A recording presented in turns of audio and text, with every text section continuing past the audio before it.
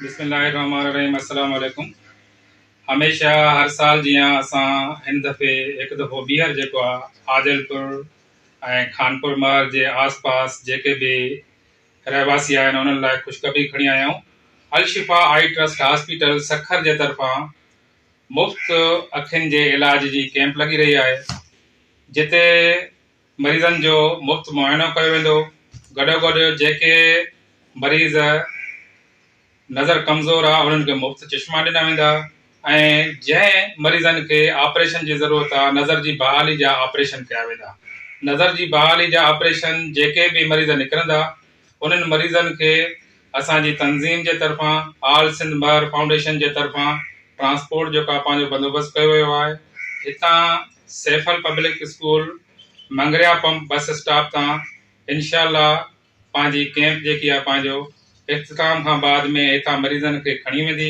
खणी वञण खां बाद में सखर जेको आहे पंहिंजो उन्हनि जा उन ई शाम जो या राति जो देरि ताईं ऑपरेशन थी वेंदा। वरी इंशाअल्लाह साॻिए मरीज़नि खे ॿिए ॾींहं ते सुबुह जो आर्तवार जे ॾींहुं मरीज़नि खे खणी करे हिते साॻे ई जेको आहे वेन्यू ते Saifal public school Mangria pump bus stop ते पहुचाईंदासीं। उन खां बाद में जेके पंहिंजे मरीज़नि जा जेके वारिस आहिनि उहे हितां पंहिंजे पंहिंजे जेको आहे पंहिंजो मरीज़नि खे वठी करे पंहिंजो वठी वञनि। हाणे जेको प्रोग्राम आहे ईंदड़ जेके छंछर जे ॾींहुं 14 अक्टूबर 2023 सुबुह जो 8 बजे खां कैंप इंशाअल्लाह शुरू थींदी। 3 बजे ताईं डॉक्टर हिते मुआइनो कंदा। 3 बजे कैंप जो इख़्तिताम थींदो। इन्हनि मरीज़नि लाइ जेके असांजा जेके पंहिंजो ऑपरेशन वारा मरीज़ ईंदा उन्हनि जे लाइ मानी जो हिते बि इंतज़ाम आहे।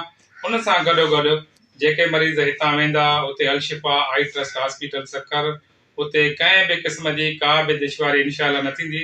असांजो पुराणो जेको आहे पंहिंजो तजुर्बो इहो चए थो त अलशिफ़ा आई ट्रस्ट हॉस्पिटल जो जेको इंतज़ाम आहे उहो एतिरो बहितरीनु जेको आहे इंतज़ाम आहे। मरीज़नि जी पूरी जेका परगोर ॾेई करे उन्हनि खे मानी चांहि फ्रूट वक़्त ते ॾेई करे ॿिए ॾींहं ते सुबुह जो इंशाअल्लाह तमामु बहितर तरीक़े सां दुआउनि सां जेको आहे पंहिंजो हुतां डिस्चार्ज कयो वेंदो।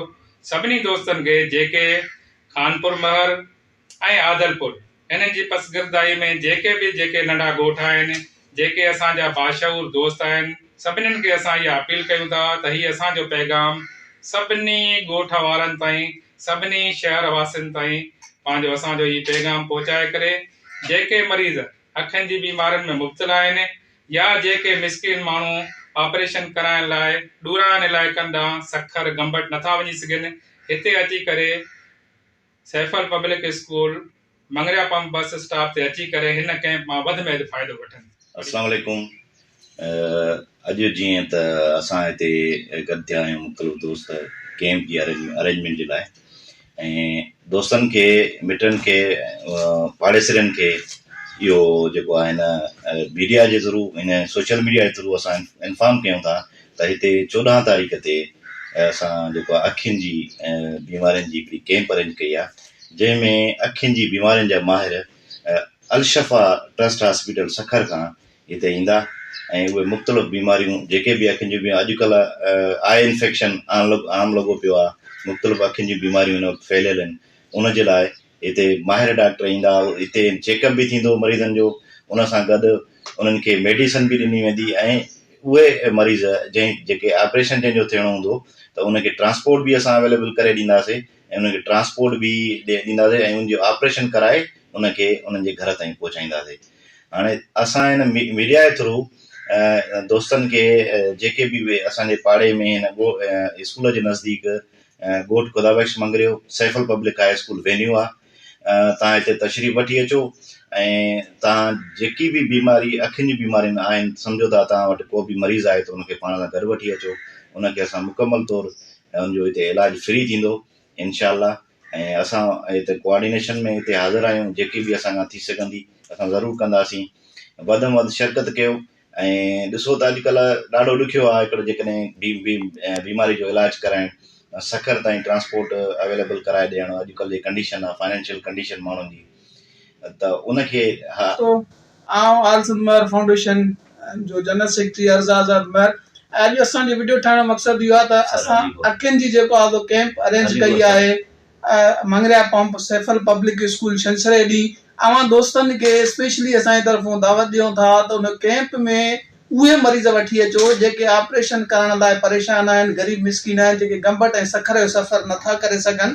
ऐं अॼुकल्ह अखियुनि जो जेको आहे मर्ज़ तमामु घणो फैलियल आहे।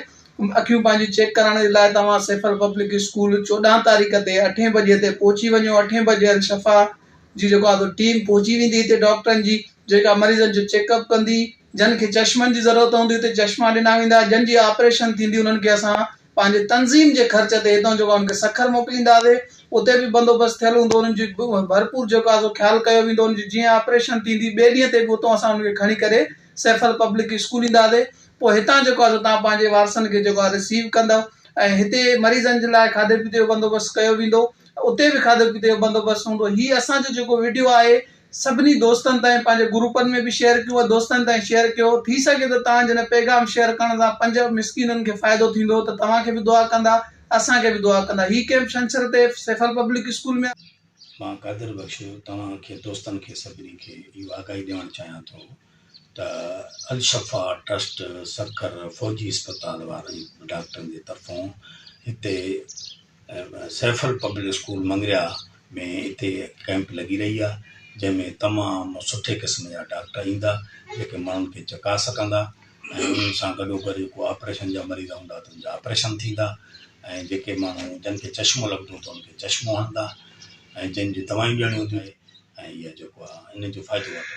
ऐं आगाही ॾियो माण्हुनि खे मोकिलनि था असां। अस्सलाम।